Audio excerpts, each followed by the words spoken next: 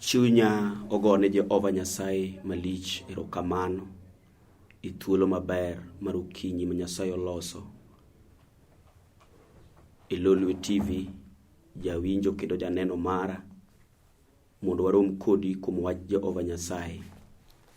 An maruoth omiya thuolo, an jatich Nyasaye Reverend Evans Owino Oloo mar Power of Jesus Around the World Church motel nega Apostle Daktari Washington Ogojongede. Thuolo ni atimo wach Nyasaye Kisumu West, kamiluongo ni Kadongo Marewa Kanisa. Adwa ni mondo warum kodi kuom wach Jehova Nyasaye mondike muma okinyi maber jawinjo kendo janeno mara. Adwa ni wasom kodi muma mondike Zaburi 44 matinda 15.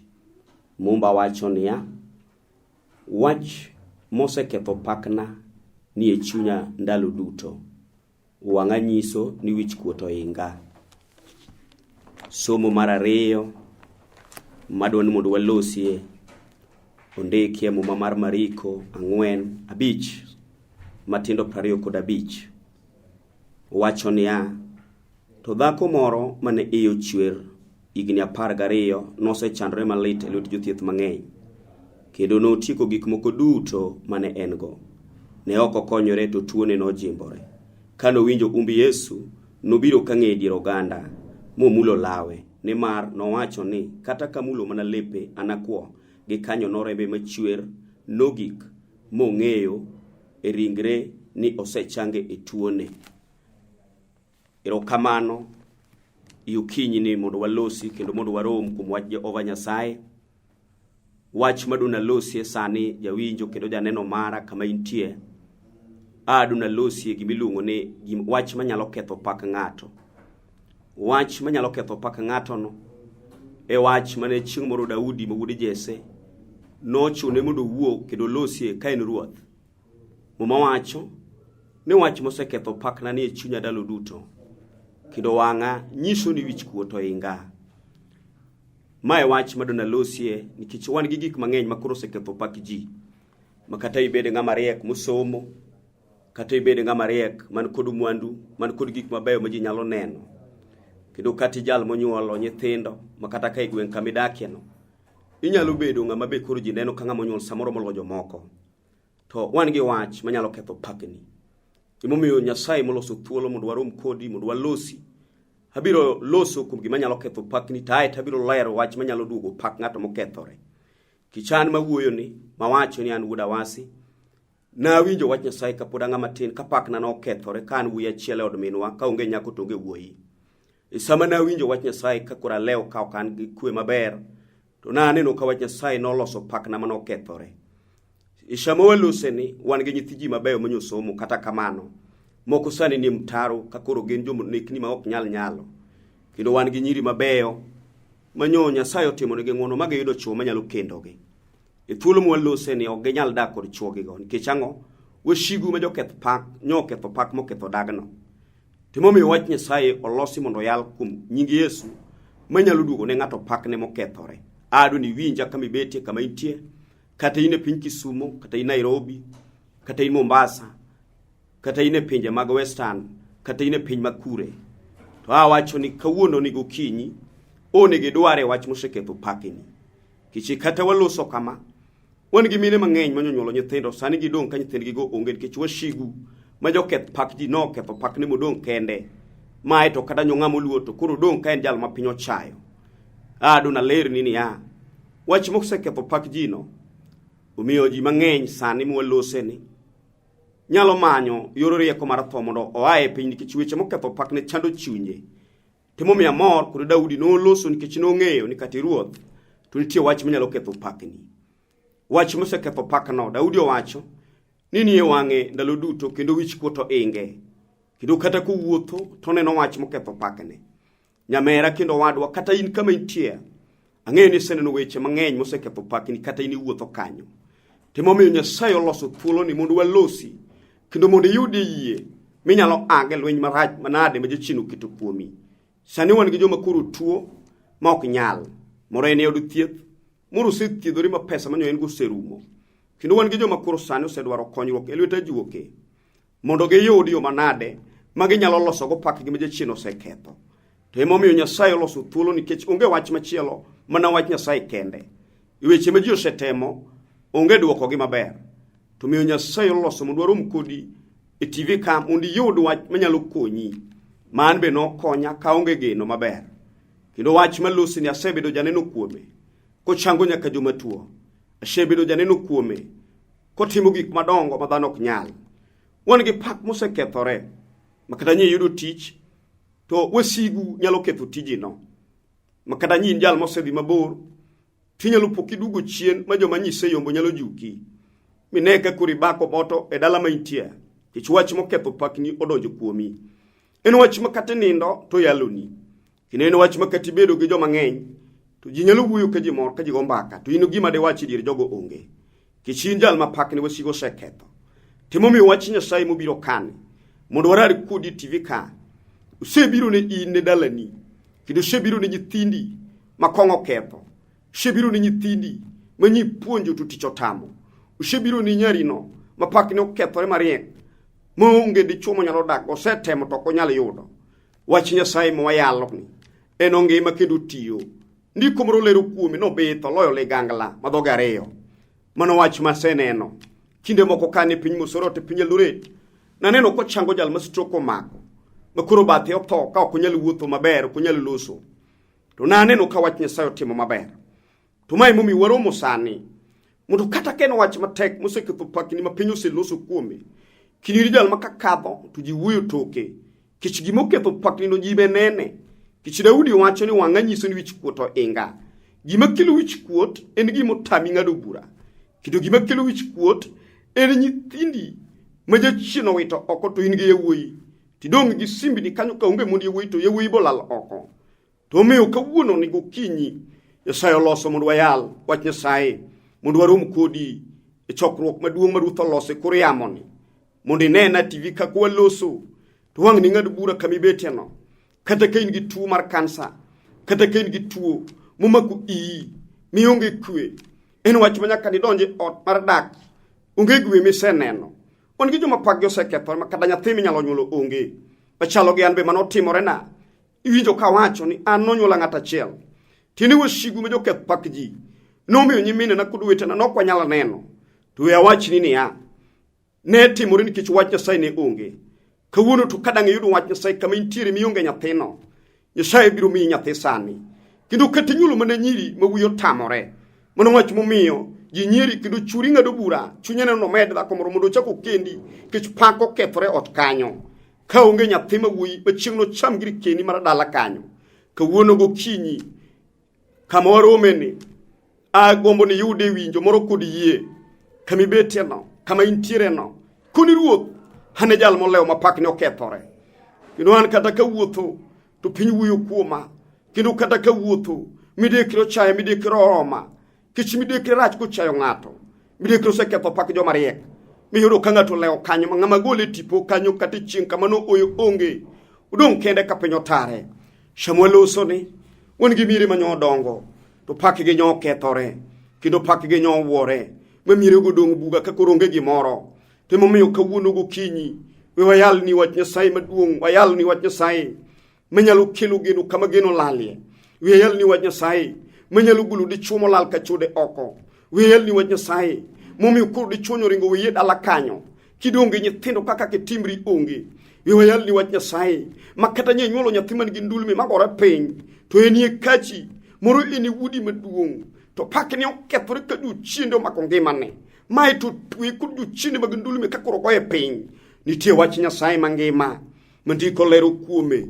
Nitie mama moro manyara jasungu manyara jarachar mandiko lero kuome mariko mana asoma bich prayuga bich. Wacho ni dhako moro ne nitie mane iyo chiori ga paragareyo. Sama no wuotho kama no chandore lwet juthith mang'eny. Gima ne miyo dhako no chandore en jal makoro pakni okethore. Iga pagareyo ng'eny ka dhako tedo dong samoro do bede gi thida bich katin kata ng'wen. To enne mare chwira ka onge nyathi monyalo bet go en jal mapakni okethore. Jowadwa pak mokethore osemiyo ji mang'eny origo ka juoke. Pak mokethore osemiyo mon mang'eny oting'o mishigo. Mae to we chwore kama nyo odakie modhi opango ot kende. Kawuono kapok ing'ado bura marach to nitie wach Nyasaye manyalo dugo geno. Wachne mambe nudugo na geno ka leo ka onge kwe, ka do tungu ka piny otara. Wach Nyasaye mangima moyalo sani ene men gi teko kendo ene men gi loch. Washene no tijege madongo motime konde ka konde. Kude mosewuotho nyaka pinje mag Siaya, kude mosewuotho nyaka pinje mag South Nyanza, kude moseyale wach Nyasaye nyaka piny Nairobi, nyaka piny Kisumo. Nying Nyasaye oseyudo duong'. Ene wach mineno ka tek. Dongo kinyi miyalo injili ni. Hune gi dware wach moseketho pakni. Mama ikwe kati somo kati riek. Makata kurin gi geche matend gi dongo to ileo kod gi kanyo. Chunya ogone ruodh no erokamano. Jawinjo mara kendo saminena TV Lolwe kani. Onego chunyu ng'ado bura ikoni kawuono ni. Habiro ng'ado bura chunya kamantie. Kecha leo senyuolo nyithinda ng'wen aseiko. Adonge lweta nono. Nyire kana manywa tedogo. Sani kuro ng'iya kadong ka kuro piny otama. Iwinjo mano kati wuoyi mosomo nyin gi barua mar duong' malich mar dwaro tich. Kude mise apply te onge duoko. Wach no ketho pakni. Midonge kor gwen ka gimede timo onge. Kata tije matindo mag apiko ma jiriambo go setami kaka nyalo timo. Kichingiyo klasi mar somo to wasigo dagi. Giseketho pakni ma onge geno. We waromi Lolwe TV ka. Mondo yudi geno moro manyalo maye kwe. Kichasene no Nyasaye ma yawo nyaka tich. Naneno Nyasaye moro higa moro. Mane waore piny mar Finlay. Pinje ma oko mar Juruchere. Pinje ma oko mar Thurwaka. Mano kelo nyathine chija sungu majara ting. To nonge nyathi to piny otame. Wach Nyasaye nomiyo yuno athi. Ere gima ineno ni teko nyalare. Koro kata ken gima ma ipak. Kum kata kuthi man oko mar Kenya waka. To wasigu ma jodi nyithiji. Horiye kuru makata gima door ni onge. Donge Samuel loso ni. Pak nyokethore mama. Makata insani nyithinde manyinyolo manyipuonjo manyichando rigo. Moko nyeuso ni gima nalo. Shani gi chiemo to inoke nyale chiemo. Midoke pidi, doke tongo, doke tije matendo, loko ni jileuni. Washigo ketho pakni. We wayal ni wach Nyasaye manyalo kelo ni geno kawuono.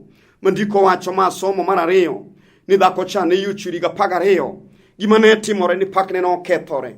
Kendo mbese ni manen go no yombe. Kendo nyaka min gi manyagi nergi ne nyalo ywak. Mukuri nyathina ni ang'o motimo. Dikuran ge nyekwaya sani. To nyekwaya go koro onge. Iwinjo nitie wach Nyasaye mangima. Kawuono wan gi lwenje moserado nyaka gi nyiri motedo. Makoka en miyama pod jajuma kata jajumba ariyo. Unyalo rado gi lweny mar pek mar dala moro. Mano ketho pak yewuoyi moke dala kanyo. Mano dag ni nyiri moko ok nyal dhi tedo, ok nyal dag gi chwo. Kawuono wayal wach Nyasaye ni wuod mama moro ma jakongo sani. Meno kinyi kama osemunde kongo ninde kongo to chako munde kongo. Onge gima bero to onge go dong kende. Gino seketho pak ne kata nyen wuod min makayo. Kawuono wayal ni injili mar jemo mar nengo mar yuoro. Njili manobiro ka piny oleo. Njili ni manyo chodo nyithi wegi modong' maonge keno. Njili ni nyoma ko miere moko manodong'. Nyaka miere moko manyigi minyalo chame maber onge. Nitie dala moro ma pakne nyalo kethore. Ka dala kwarwa ne pakne okethore igni mwatido ka wadongo. Nwaneno masira madongo gi chandruok maduong'. Nwaneno duk kod kech. To sama ne wach Nyasaye odonjo, wach Nyasaye mayalo saneni. Wach no kelo ngima, no kelo geno. Wach nomiyo wabedo joma inyalo neno koro. Kawuono tongi kata in Nyasaye dalo losi. Ineno ni ere gima ok nyalare. Kawuono kata bedo wach matek. Manye nyuolo nyathi to en gi sickle cell. Onge geno, onge kwe. Gino ketho pakni. Kumu kothi manyi ting'e ichiro chochiko. We wayal injili gokinyi. Manyalo duko ni geno sani. Winjo kama intiere no. Lose winjo kod yie. Ikoni ruoth an ka. Hane jal ma pakni okethore. Ruoth an ka. Hane jal maonge mor. Ruoth an ka. Hane jal maonge ngima. Iwinjo injili miyalo ni. Osechango nyaka jonekni morwako nanga. Ini neno ni ere mari matek. Katen wuoyi molali e chokora. Kawuono Yesu biro dware. Iga moro na yalo injili moro ka moro. E piny moro. E piny Kisumo. E gweng' moro. Na aneno ka injili dugo wuoyi molalo ko iga 4. Ito mari no laligne di. Ere gima ineno ni tek. Kawuono ang'o moseketho pakni. Kata ken arus manyo kethore. Manyi tedo to miriwa arus malich molandi mone. To hai to pakni odhi okethore ya arus no. Mipoka gik manyo yodo upogo. Kawuono wan gi geno. Wan gi wuone rewo. Makata nyawo to kethore to pogri dak kendi. Njili mar nengo. Njili manomiyo Yesu to e bawo. Njili manomiyo Ponto Pilato penjo tang'ad bura nade. Shingno ng'ado buch Yesu. Ka jopiny ogo koko matek ni gonjo Baraba tigurno Yesu. Awinjo Yesu to ne onge ketho no dhi msalaba nikech in. Kendo no ketho no noyude nikech an. Mondo chandruok kod pegi gima mayakwe. Ogolo oko kuoma. Daudi wacho niya. Ni wach maketho pakna. Nie chunya ndalo duto. Donge neno kidhi ti sani to wach mano chako sani ke kijana. Wach no podi ni kodi. Donge neno kichomo kagima kodi dhi ti ni dayo. To wach mano chako yi kako kain miamo donje dala jogo. Donge neno kagino ketho pakni. Lweny mane chako ko kapodi tin. Donge neno kigo kode tiyo. Donge sani kata nyikoi monege ne koro onge. Idongi lwete nono. Nyigi manye nyuolo. Onge moro mosemi kata dhiang kanyo. Tedo to gitedo kata kamano. Kwe menyalo neno onge. In gima dirom gwen mna simu mara lweny. Gima dirom go mana lilo yudo wadhi e liel. Wayal injili. Ka piny pod nitie kandalo pod iluongo. Ni kawuono nikech piny ogik urido rigi kamaraj. Ma ka ok wach Nyasaye ma ng'ato yudo.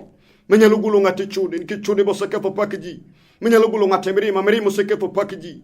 Momiyo joma ng'eny odere gi tol ma kato ng'ama riek. Kato rwakore maler to nyalo donje weche moko. Kawuono gokinyi nitie wach maber ma Nyasaye okelo mondo yal sani. Nitie wach maber weche ma ji manyo nyaka mag juoke ok weche mabeyo. Samoro sato hospitali setemo samoro duoko tamore. Donge nene wach moro makoro tek mose law go hospital kel ok ni ambulance kel ok ni thieth kel law go thieth matek ka ji dhi kama. Kawuono to nitie Yesu wuod Nyasaye mangima manoromo gi nyar jasungu ma yochuri ga pagareyo. Kawuono dong dango Yesu rom kodi kuom chandruok maduong' ma in go. Kawuono dong yang Yesu rom kodi kuom nyithindi bi ko pile ka pile. Kawuono dong Yesu rom kodi kuom mon mi kendo to weyi mi dong misomba ka besini okali.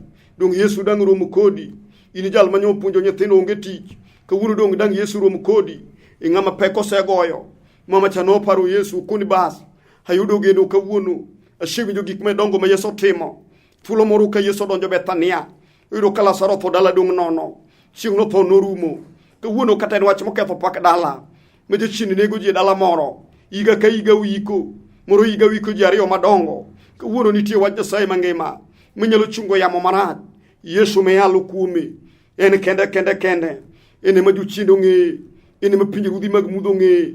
Donge samoro nyalo somo samoro nyathini nyalo somo to hai to kata kamano ipoka koro go maber onge iwuoyo nade biwinjo ka geno nyalo donje chunyi sani mikoni kawuono adwa neno ng'wono mar wach Nyasaye mangima. Samuel loso ni ere kamise mako ndiko wacho niya dhako chaka peko romo to nodhi omulo riak law Yesu. Kawuono dong dangi dwari Yesu kama intiere no kata ini otanda mar midekre nindi tuo dong dangi dwari Yesu sani kata in jal mafuolo manigi tibi mosechamo sindan 60 duoko onge geno onge. Kawuono gokinyi sani kata obedo tuo modak e nyiroke. Kawuono kata obedo wach manade kata obedo tuo mar wich maloko wich loko ura loko neko nying Yesu kesho meyalo nyingne ma jochiendo ng'eyo nyingne mosekelo duoko makare. Kawuono ayalo injili ni onego warome gi janeko moro manyenye thini kata churi. Kawuono moyalo injili ni onego rome gi jal mosetemo hospital man gi x-ray madongo mag basa madongo moting'o mosetamore to pesa ni orumo noseloso nyaka rambe otamore maduoko no otamore. Nyingi Yesu kende ene moting'o duoko ne joma tuko tamo. Donge momiyo chieng' mo Daudi mayalo kuome ni wuoyo Daudi malero kuom mumbe ni wach maketho pakna ni chunya ndalo duto wang'a nyiso wich koto inga. Chieng' moro no wachi Zaburi 9 mokasom ni Yesu moyalo ruodhwa moyalo kuome ene ma jomithiro ringo tonyo kuome mora yalo kato in chiliel idonge nyithindi donge dala kendi pinyo tari ya wut minu manyidongo nyikwa minu manyidongo ineno ka koro pinyo dong kodge. Kawuono ywak ng'ama konyi onge. Luongo ni nitie Yesu manyalo timo ne ng'ato maber. Yesu ne mosechulo nengo maduong'. Yesu ne moseting'o kethowa. Yesu no mako mire modong'. Yesu no mako chuny joma okethore. Yesu no sewaro nyaka joricho mwaneno ire richo meneno katek moseketho pakni. Donge ng'eni nyaka chode no ketho pak joma ng'eny. An maloso kodi donge ng'eni no nego bena somo maber kata kamano tie wach mano ketho pak odwa kan wuoyi achiel ka onge nyaka onge wuoyi samanu wadonge menwa kod otong'o samane koro wuon waseninda dong kenda gi minwa tunaromo gi Yesu wuod Nyasaye mamalo chutho e piny moro ni koru ka koro ado otong'o samana winjo injili mar jiemo mar nengo mayalo sani in bi dong dangi winji Yesu no mikoni ruoth iwinjo leo gi nyara mang'ane atino nyakwaro kwamo atino nyathino leo iwuoyo nade biwinjo kai deng donje chunyi kanyo kata gi duchinde mag tuoche modonje chogo mag arthritis masandi matek nitie nyingi Yesu kesho nying molo nyingi duto nying maonge nying mipimogo ajuoke osetemo ndalo gi oserumo chieng' mo na wacho kamoro ni to kati gena joga dutiek higni adi dong higa ka ng'eny to dutiek 100 kata gi 20 to jal moyalo nu betie ka piny pok obetie. We temo gik mitemo go gigo buro loyo. Wach mabura pokolo en wach Yesu kende. Yesu moyalo ni nowuotho nyaka ewi pi. Yesu moyalo ni apako ng'eye. Yesu moyalo ni en chieng' cha nobuogo Musa dho nam makwar ka Farao biro gi lange mang'eny. Kawuono kata obed e lweny mar dalau magoyi mama ikwe matamie nindo maseketho pakni momi wuotho kiol kiluro ka piny otami gime timonge. Kawuono awachoni niya dong dang yie kum Yesu monoromo gi nyar jasungu cha ka yie chwiri ga 12 ndiko wacho niya nochandore lwet jothieth mang'eny gik mane en go norumo geno ne norumo paro ne norumo osiptende no wuothe makoro ol kuonde moko nodhi samoro yudo ka daktari oloro kuonde moko mag jothieth nonyalo dhi onyalo yudo ka jogo koro onge samoro ka samoro mama manodhire manyamrerwa nosewuok oonge geno pesa bo onge go samoro ne riembe kuni dogi many pesa iduogi no tiko pesa ndiko lero kamano king'eni samoro iweni pod berberie wan gi jomo setemo matek mudonge lwete nono wan gi joma nyoni gi nyithindo miyo ka ji wacho ne jowadwa dong dinye pesa thidho ng'ato ng'ane di nyoko tho awachoni ni ya gima ketho pak jino en wach maracho wach matek nyar jasungu notieko ne pesa chieng' manoromo gi Yesu ruoth miromo go kationge sendi iromo kode kationge pesa iromo kode kationge ot maber iromo kode katinindo marach katininde par to nyalo yudie par kanyo chieng' moro donge agola moro